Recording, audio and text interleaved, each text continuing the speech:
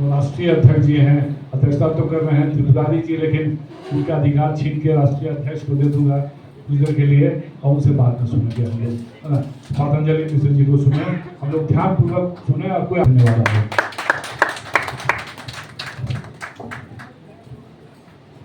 श्री गुरुभ्यो नमः सभाभ्यः सभापतिभ्यश्च नमः प्रवरेभ्यो अवरेभ्यश्च। अतिकाल हो रहा है, बहुत को जाना है, कई जगह हमारे आचार्य जी को जाना है। संक्षेप में कहना है, कितना संक्षेप करूँ समझ नहीं आ रहा है, लेकिन फिर भी कुछ कहने की कोशिश करता हूँ। श्री गुरुभ्यो नमः हरि ओम। त्रीणि पदा पदा त्रीणि त्रीणि पदा विपदा त्रीणि त्रीणि पदा पदा विपदा पदा विचक्रमे चक्रमे विपदा पदा विचक्रमे विचक्रमे चक्रमे विष्णुश्चक्रमे विचक्रमे विष्णुः चक्रमे विष्णुश्चक्रमे चक्रमे विष्णुर्गोपा गोपा विष्णुश्चक्रमे चक्रमे विष्णुर्गोपाः विष्णुर्गोपा गोपा विष्णुर्गोपा अदाभ्यो गोपा विष्णुर्गोपा अदाभ्यः गोपा अदाभ्यो गोपा गोपा अदाभ्य इत्यदाभ्यः अतो धर्माणि धर्माण्यतो धर्माणि धारयन् धर्माण्यतो धर्माणि धारयन् धर्माणि धारयन् धर्माणि धारयन्निति धारयन्। ओम। यह भगवान विष्णु की नगरी और भगवान विष्णु को न स्मरण किया जाए वेद मंत्र के माध्यम से तो अपराध होगा, इसलिए एक मंत्र पाठ किया गया। और अतो धर्माणि धारयन्, हर व्यक्ति को अपने अपने धर्म में रहने की आवश्यकता है। जैसा कि हमारे आचार्य पुण्यार्थ जी बड़े बड़े लोगों ने व्याख्यान दिया, हम क्या बोले, सब बातें बोल दी गई, लेकिन फिर भी कुछ बोलना है आय के रूप से, और कुछ तो कुछ यहाँ भोजन भी करेंगे, तो कुछ छुपाना पड़ेगा, नहीं करेंगे।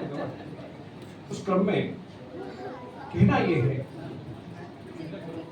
हमको अध्ययन की आवश्यकता है और हमको धर्म की आवश्यकता है, हमको संस्कार की आवश्यकता है। इसी के बीच में सब सभा चल रही है, ध्यान दीजिए। और इस सभा का जो मूल क्रम है क्या, श्लोक पाठ प्रतियोगिता। श्लोक शब्द का अर्थ क्या होता है? श्लोक का मतलब ही होता है कीर्ति। ये श्लोक प्रतियोगिता नहीं है, ये कीर्ति प्रतियोगिता है। ध्यान दीजिए, श्लोक प्रतियोगिता के माध्यम से पूरे देश में, पूरी दुनिया में हम कीर्ति फैला सकते हैं। अगर चाहे, श्लोक का मतलब ही होता है, लोग कहते हैं पुण्य श्लोक है हमारे। पुण्य श्लोक का मतलब क्या है? पुण्य कीर्ति इनकी है।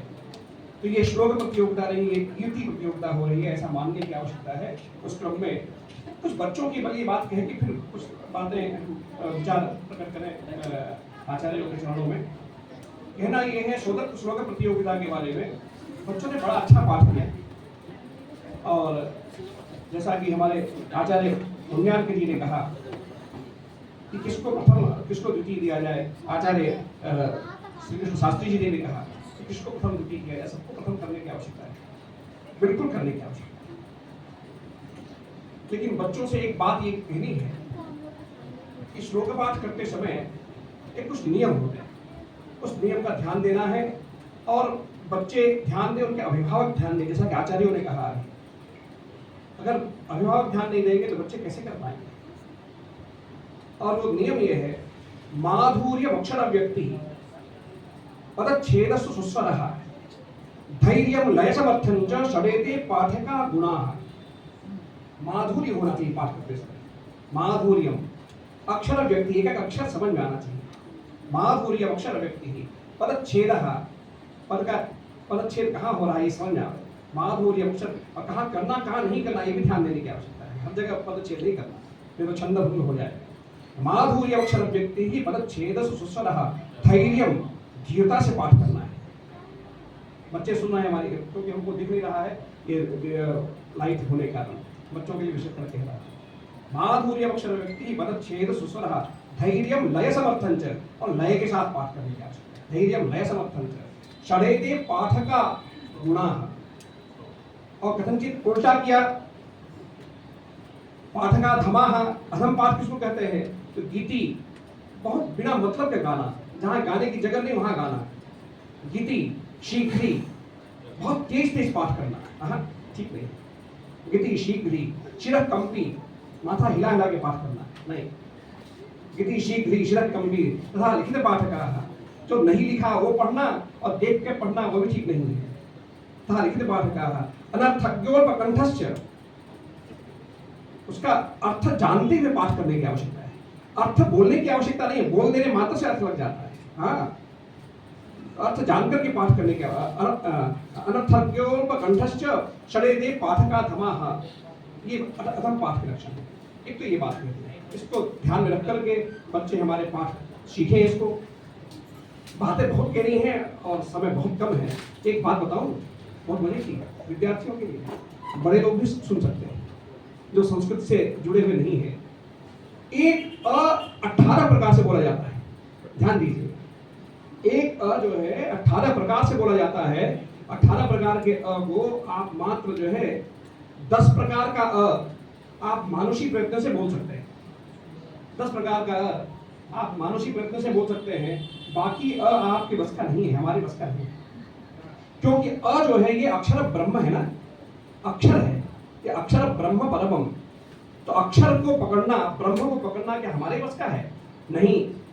उपनिषद कहते क्या है, यमई वैश्य वृणुते तेन लभ्यः, ब्रह्म जिसको पकड़ता है वह व्यक्ति ही ब्रह्म को प्राप्त कर पाता है, हम नहीं पकड़ सकते। एक छोटा बच्चा कैसे पकड़ लेगा किसी ब्रह्म को? हाँ, तो ब्रह्म पकड़ेगा तो पकड़ाएंगे, ब्रह्म हमारे पकड़ने से नहीं पकड़ाएगा, तो ब्रह्म पकड़ेगा कैसे? जैसे अभी हमारे आयुर्वेद के आचार्य ने कहा, ब्रह्म पकड़ने के लिए, ब्रह्म को पकड़ने के लिए और अक्षर ब्रह्म को पकड़ने के लिए हमको करना ये पड़ेगा, जैसे हम विवाह के लिए मुहूर्त ढूंढते हैं, जैसे हम जो है मकान बनाने के लिए मुहूर्त ढूंढते हैं, वैसे ही ब्रह्म का मुहूर्त आता है, ब्राह्म मुहूर्त। हमको ब्राह्म मुहूर्त रोज आता है, रोज ब्राह्म मुहूर्त में हमको उठना ही पड़ेगा, और ब्रह्म गायत्री हमको जपनी ही पड़ेगी। हम गायत्री कितना जपते हैं और किस तरह से जपते हैं, ये भी सीखने का विषय है। क्षमा करें, मतलब किसी को हमको आईना दिखाने का वो नहीं है, लेकिन हम हमारे पास अगर लड्डू है तो आपको दे तो सकते हैं। तो मेरी इच्छा है कभी कि आपकी तरफ से, इस संस्था की तरफ से संध्या पर एक शिविर चलना चाहिए, संध्या सिखाने वाले हो, संध्या में शिविर हो, इस संस्था की तरफ से उस पर तर्पण में शिविर होना चाहिए, इसकी बड़ी आवश्यकता है। और जब ये होगा और एक प्रतिष्ठित आचार्य, जानकार व्यक्ति सिखावे, ऐसे ही नहीं कोई बोल दे, परंपरा से जिनका अध्ययन है वो व्यक्ति अगर बोलेगा तो बड़ा आनंद होगा। उस क्रम में हमने बड़ा नाम लिखा था, सबका नाम बोलने के लिए बोल नहीं पाए और हड़बड़बाजी हम शुरू कर दिए। हमने आचार्य हमारे डीएम साहब बैठे हुए हैं यहाँ, ऐसा बढ़िया व्याख्यान दिया आपने कि तबियत खुश हो गई, आपको भी भरपेट सुनने का मन था। आचार्य हमारे उनका नाम भी देखिए, हमने सबका नाम लिख रखा है। तो आचार्य हरिनंदन जी बैठे हुए हैं, आचार्य कृष्ण शास्त्री जी बैठे हुए हैं, हमारे आचार्य जो है प्रेमी जी बैठे हुए हैं, अद्भुत बढ़िया। कैसा पुण्यार्थ जी को देखिए। आचार्य शब्द का अर्थ जानते हैं क्या होता है? आचार्य शब्द का अर्थ होता है आचार्यः आचार्यं ग्राहयति आचिनोति अर्थान आचिनोति बुद्धिनिधि।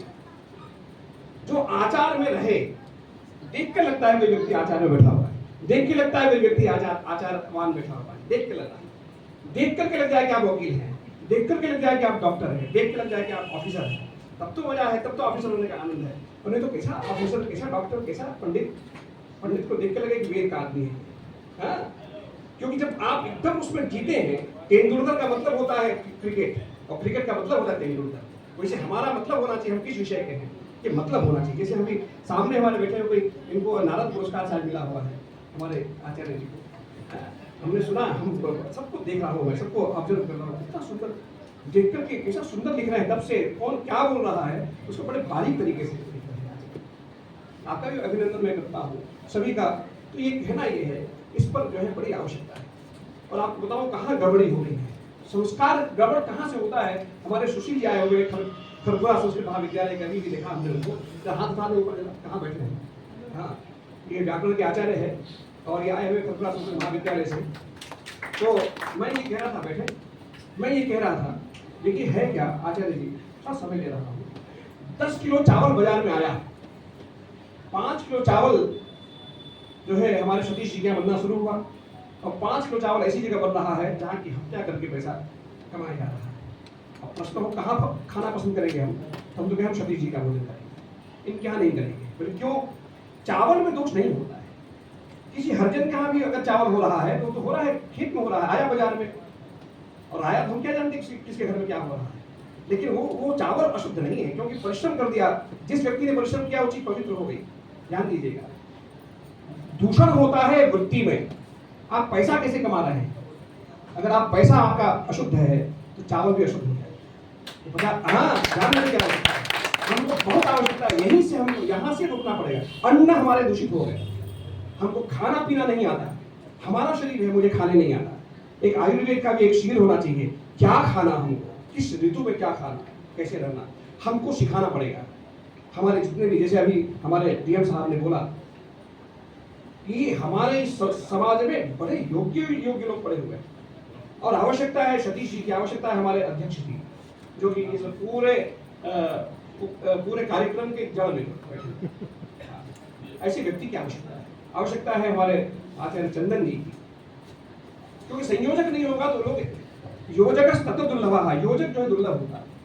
योजक की आवश्यकता है, किसको बुलाया जाए, किसको एक टीम बना ले और उन सबको चुनने की आवश्यकता है। और एक अभी बात हुई, एक वास्तव में क्यों नहीं जैन का धर्मशाला बन सकता है, इसका धर्मशाला बन सकता है, तो क्या हमारा सांस्कृतिक धर्मशाला नहीं बन सकता है? क्यों नहीं बन सकता है? उस क्रम में सबसे पहले जिसने कहा था इस बात को, कहाँ था है कि नहीं, चले गए, उनको संकेत करके आप सबसे कहना है कि सबसे पहला उसमें हमारी तरफ से पहले शुरुआत में मैं 21,000 रुपये आज आपको डोनेट करूंगा। कहीं से तो शुरू हो, बात कहीं शुरू तो हो। हम कहते हैं 21,000 रुपये भी अगर दिया जाए, 21,000, 5,000, 2,000, 5,000, जिसके पास जैसा है, कोई ऐसा कोई जरूरी है, उसमें ये नहीं देखना है कि कौन क्या दे रहा है। जो अगर एक ईरान में देखिए युद्ध हुआ और भारत से कितना रुपया चला गया, और सब पैसा भारत में चला गया, हाँ? तो क्या हम नहीं दे सकते? अगर हमारे पास, अगर हम कमाते हैं 10 रुपया तो हम 1 रुपया दे सकते हैं, हम कमाते हैं अगर लाख रुपया तो हम कुछ दे सकते हैं। हर व्यक्ति पक्का कर ले। और ये जो बात हुई ग्रुपबाजी वाली बात हुई, ये बड़ा गड़बड़ है और कष्ट देता है। नियम बड़ा होता है, व्यक्ति बड़ा नहीं होता। नियम बड़ा होता है, और नियम क्या है? वेद नियम है, शास्त्र नियम है, शासनात् शास्त्रम। वेद नियम है, शास्त्र नियम है, हमको नियम को सामने रख के चलना है। उस नियम में आप भी चलिए, मैं भी चलूंगा। ऐसा नहीं कि इस सभा का जो अध्यक्ष है वो नियम पालन नहीं करेगा क्योंकि अध्यक्ष है, और इसमें जो कार्यकर्ता है वो पालन करे क्योंकि वो कार्यकर्ता, हाँ नहीं, हर व्यक्ति नियम पालन करेगा। और नियम का मतलब होता है वेद, नियम का मतलब होता है शास्त्र, शासनात् शास्त्रम, शमसनात् शास्त्रम। इसको खूब समझना पड़ेगा। शास्त्र 6 होते हैं, ध्यान दीजिएगा। इसमें भी कभी बातचीत करेंगे, कभी अगर आप लोग बनाएंगे तो ज्योतिष को शास्त्र कह देते हैं लोग, ज्योतिष शास्त्र थोड़ी है। हाँ, 6 शास्त्र है ना। अब 6 शास्त्र में व्याकरण को हम शास्त्र कह देते हैं, व्याकरण शास्त्र नहीं है। जिस शास्त्र के परिप्रेक्ष्य में शास्त्र बोलते हैं, वो शास्त्र के परिप्रेक्ष्य में, सुशील जी ध्यान दीजिएगा, व्याकरण शास्त्र नहीं है, ज्योतिष शास्त्र नहीं है, काम शास्त्र नहीं है। हाँ, मेन शास्त्र है 6। कौन? 6 ही तो है। नहीं तो राजनीति शास्त्र, अर्थशास्त्र, सब शास्त्र जोड़ते नहीं, शास्त्र हो गया। इतना शास्त्र कहाँ से आ जाएगा? तो शास्त्र मात्र 6 हैं। तो 2 परिभाषाएं बताई गई शास्त्र की। एक शासनात् शास्त्रम, जो कि हमको शासित करता है, व्यक्ति को जो शासित करता है वो मेन शास्त्र है। और एक शमसनात् शास्त्रम, जो कि शास्त्रों को शासित करता है। शमसनात् शास्त्रम से जो है जो परिभाषा बनती है वो शास्त्रों को शासित करता है, और शासनात् शास्त्रम से जो परिभाषा बनती है वो व्यक्तियों को शासित करता है। हमको इसको खूब समझना है। बहुत सी बातें कहनी है, हम लगता है ये रोकते क्या, जाना है। हाँ, तो हाँ, उस क्रम में ये कहना है। आपको एक बात बताओ, कहना बहुत कुछ है, बहुत भीतर से भीतर, जैसे अभी हर व्यक्ति ने भावुक होकर बोला है। हमारे डीएम साहब भी बहुत भावुक होकर के बहुत ओजस्वी व्याख्यान और भावुक भीतर चाह रहे थे, क्या निकाल दो हृदय से, क्या कह दो। लग रहा है जैसे अपने परिवार में बैठे हुए हैं। वैसे ही आचार्य शास्त्री जी, वैसे ही आचार्य जी। और समय की कमी है, सबके पास समय की कमी है। कुछ क्रम ऐसा बनाया जाए कि समय सबको भरपूर दिया जाए और भरपूर सुना जाए। हाँ, तब पेट भरेगा। आचमन करने से काम नहीं चलेगा। आचमन कर लिया वैसे थोड़ी काम करो, केशवाय नमः, नारायणाय नमः, माधवाय नमः, नहीं चलेगा। काम तब चलेगा जब भरपेट शरबत पिया जाए, भरपेट पानी पिया जाए। हमारे जो है पुण्यार्थ जी बैठे हुए हैं, सामान्य इनका आपको समझ नहीं, ये गया क्षेत्र आपका जो है पवित्र है ऐसे व्यक्ति के रहने से। जो व्यक्ति नियम को लेकर चल रहा है, जो व्यक्ति शास्त्र को लेकर चल रहा है, वह ही बड़ा है। एक कमरे में आचार्य देवेंद्र जी आपके बारे में इसलिए मन आनंद में आ गया, एक बड़ा योग्य व्यक्ति आपके बारे में चर्चा कर रहा है, इसका मतलब कुछ ना कुछ विशेषता आपके अंदर। हाँ, तो कहना यह है कि एक कमरा है, एक कमरे में एक व्यक्ति जज होके बैठा है, एक व्यक्ति जो है अपराधी होके बैठा। क्यों? क्योंकि एक ने नियम पालन किया तो जज बन गया, और एक ने नियम छोड़ा इसलिए अपराधी बन गया। तो उसी क्रम में हमको बनाना पड़ेगा, हमको नियम पालन करना होगा। और नियम क्या है? मनमानी नियम नहीं। बच्चे ध्यान देना, ये करो या वो करो मेरी मर्जी रहा, ये नियम नहीं है। नियम ये है हमको कहीं ना कहीं। और एक बात स्त्रियों से कहना है, देखो होता क्या है, स्त्रियों के बारे में भी विशेष करके निवेदन है महिलाओं को और भाइयों को भी, है क्या कि हमारे घर में कोई अगर मृत्यु हुई, मृत्यु होने के बाद क्या करना है, हमारे हाथ पैर खुलने लगते हैं, हमको मालूम ही नहीं है। हम किसी पंडित को देखते हैं, धोती पहनने वाला कोई मिल जाए तो बतावे हमको तो ऐसा करें। ये क्यों? ऐसा क्यों? दो तरह के नियम होते हैं। एक परंपरा, हमारे खानदान परंपरा का जो नियम है वो स्त्रियों को लिख लेना चाहिए अपनी सास से लिख ले, माँ से लिख ले, दादी से लिख ले, नहीं मालूम दादी को गांव में जाके लिख ले, लिख लीजिए, याद मत करिए, भूल सकता है, लिख लेंगे तो एक श्वेत पत्र होना चाहिए। उसी तरह से जो है शास्त्रों का शासन करने वाले शास्त्र हैं, इनको भी लिख लीजिए। हम जनेऊ करने चलते हैं, विवाह करने चलते हैं, हमको मालूम ही नहीं। जैसा कि बात हो रही थी अभी, हमारे प्रेमी जी कह रहे थे, इतना रुपया खर्च कर देते हैं हम देने में, इधर उधर देने लेने में, फालतू खर्च करते हैं। और जो शास्त्र, जो नियम की बात है, ठीक से विवाह होता ही नहीं। विवाह ठीक से हो तब तुम आनंद आ जाएगा। कैसे हो जाएगा, झगड़ा हो जाएगा? हो नहीं सकता अगर संस्कार बढ़िया कर दिया जाए। होता इसीलिए है, कहीं ना कहीं वो विवाह का क्रम नहीं बन पा रहा। उससे भी एक जो है कर लिया, मैरिज कर लिया, काम खत्म हो गया, मैरिज लॉन में मैरिज कर लिया। इसकी बड़ी आवश्यकता है और संस्कार की बड़ी आवश्यकता है। और अध्ययन का जो क्रम है उसमें ये कहना था, अध्ययन के क्रम में दो तरह के अध्ययन आचार्य सुशील जी चलते हैं। एक तो अध्ययन का वेश होता है सूचना, और दूसरा अध्ययन का वेश होता है ज्ञान। सूचना परक अध्ययन एक है और दूसरा है ज्ञान परक अध्ययन। भारतीय ऋषि परंपरा जो है वो सूचना परक अध्ययन और ज्ञान परक अध्ययन दोनों को, इंफॉर्मेशन बेस्ड स्टडी और नॉलेज बेस्ड स्टडी, ये दो तरह के अध्ययन होते हैं। तो इसको ऋषि परंपरा जो है वो उसको सूचना भी थी ऋषि परंपरा को, और ज्ञान भी हुआ करता था। गढ़वा से हमारे कुछ लोग आए हुए यहाँ पे, गढ़वा से आपका हमारा बड़ा प्राचीन संबंध है, ध्यान दीजिएगा। मेरा जन्म गढ़वा में हुआ। हाँ, मेरा अभी जब हमारे उपाध्याय जी ने कहा गढ़वा में कार्यक्रम हो रहा है, आप आइएगा, हम क्या नहीं बनाएंगे तो भी मैं आऊँगा।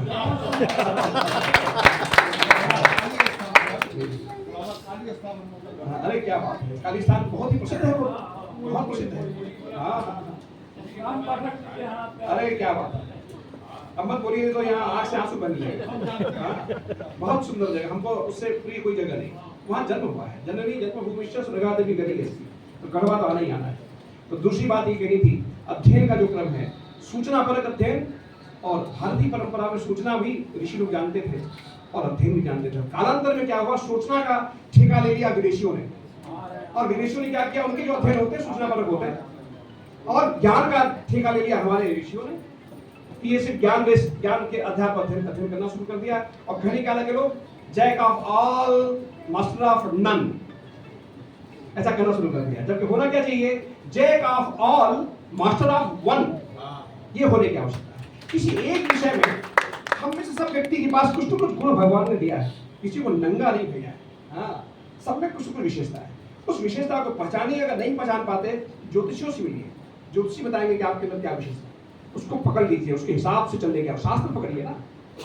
एक रामदेव जो है, शास्त्र पकड़ा उन्होंने, और सिर्फ क्या प्राणायाम पकड़ लिया। पूरी दुनिया में प्राणायाम पतंजलि का प्राणायाम है, ध्यान दीजिएगा।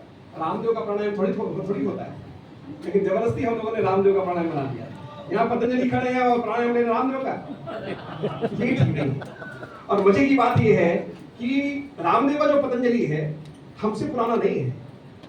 मैं 60 वर्ष का होने आ रहा हूँ, तो पहला मैं हूँ, रामदेव का पतंजलि अभी हुआ है, तो चोरी है। आप तो बैठे वहां, क्षमा कीजिएगा। अरे तो ये बहुत आवश्यकता है, सूचना परक और ज्ञान पर दोनों अध्ययन की आवश्यकता है। हम उसमें के नहीं हैं सिर्फ ज्ञान करें, सिर्फ अपना ही बात करें, नहीं, हमको सूचनाएं भी बहुत है, सूचनाएं भी बहुत हमारे पास है और ज्ञान भी हमको लेना है। और किसी एक विषय में हमको समाज को निश्चिंत कर देना है कि इस विषय की जब बात आएगी तो मैं हूँ, चिंता मत करिए। ज्योतिष का विषय हो तो मैं हूँ, न्याय का विषय हो मैं हूँ, एक एक आदमी का एक एक ठेका ले ले। आप विचार कीजिए ना, लोग कहते क्या है, ये समाज में बड़ा भ्रम पैदा है। लोग कहते हैं कि एति विद्वांसः विविध विद्या कारण केशरिणः, ये जो विद्वान है ये कई विषयों के ये सिंह हैं। कई विषय का सिंह कैसे कोई हो सकता है? हाँ, अगर हो सकता होता, विचार कीजिए आचार्य जी, तो बादरायण जो थे व्यास अकेले ही सब दर्शन लिख देते, वेदांत भी लिख देते, न्याय भी लिख देते, मीमांसा भी लिख देते, क्या नहीं लिख सकते थे? जो व्यक्ति इतना पुराण लिख दिया, जो व्यक्ति इतना बातें कर ली और वेदों का विभाजन किया, वो सब लिख सकते थे। लेकिन नहीं, व्यास जी ने सिर्फ क्या किया, सिर्फ वेदांत का ठेका लिया। ध्यान दीजिएगा, जैमिनी ने सिर्फ मीमांसा का ठेका लिया, है ना। कणाद ने सिर्फ जो है उसका गौतम ने लिया न्याय का, और कणाद ने वैशेषिक का लिया, पतंजलि ने योग का लिया, है ना, और सांख्य का जो कपिल ने लिया। एक एक विषय ध्यान दीजिएगा, और थोड़ा ही है।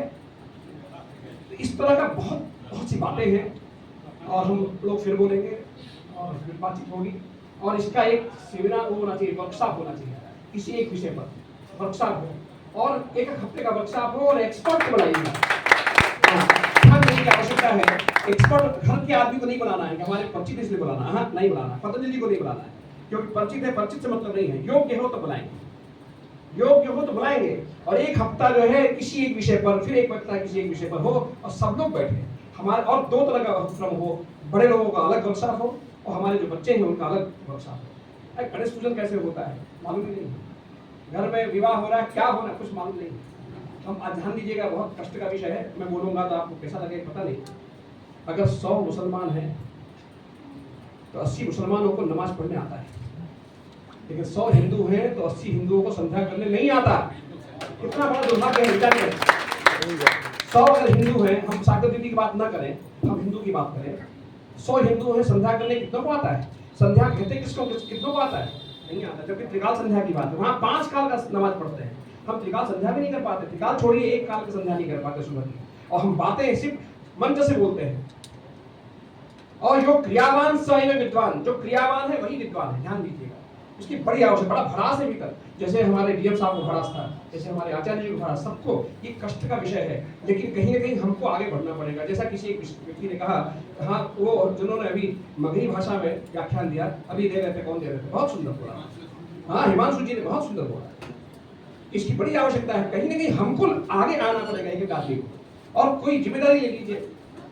और जितना उसमें ये नाम कमाने की आवश्यकता नहीं, नाम तो वो देता है, एक ही नाम बहुत है, उसी का नाम जब है वही करेगा। अगर इच्छा होगी तो दे देगा नाम, और नहीं इच्छा होगी तो नहीं देगा, क्या मतलब, ठीक है। बस इतने ही कहकर के अपनी वाणी को मैं विराम दूंगा। बहुत बातें कहनी थी, मैं आऊंगा और वर्कशॉप के लिए और हमारे पीछे हमारे जितने विद्यार्थी हैं, विद्यार्थी हमारे पीछे बोलेंगे, जन्मे श्रुतम अधीतम तन्मे मनसि तिष्ठतु तिष्ठतु तिष्ठतु स्वाहा। जो मेरे द्वारा सुना गया, इस पूरे लोगों का व्याख्यान जो उन्होंने सुना है, जो भी हमारे द्वारा सुना गया, जो हमने जन्मे श्रुतम अधीतम सीखा गया, तन्मे मनसि तिष्ठतु तिष्ठतु, वो मेरे मन में बैठे बैठे स्वाहा, हरि प्रकार बैठे। श्रीमद् मंगल मूर्तये नमः। नमस्कार। अध्यक्ष जी को क्षमा करें, अंत में बोलो। अध्यक्ष जी को बहुत मैं आपका कृतज्ञ हूँ। आपका, हाँ, बिल्कुल आप निकले, और हाँ, जी बातचीत होगी। सबको प्रणाम करता हूँ। और आचार्य जी, आपको भी भर सुनने की इच्छा थी, आपको सुनने की इच्छा थी, फिर आपको सुनेंगे, और आपको बुलाना है दोबारा, हम आएंगे। श्रीमद् मंगल मूर्तये नमः।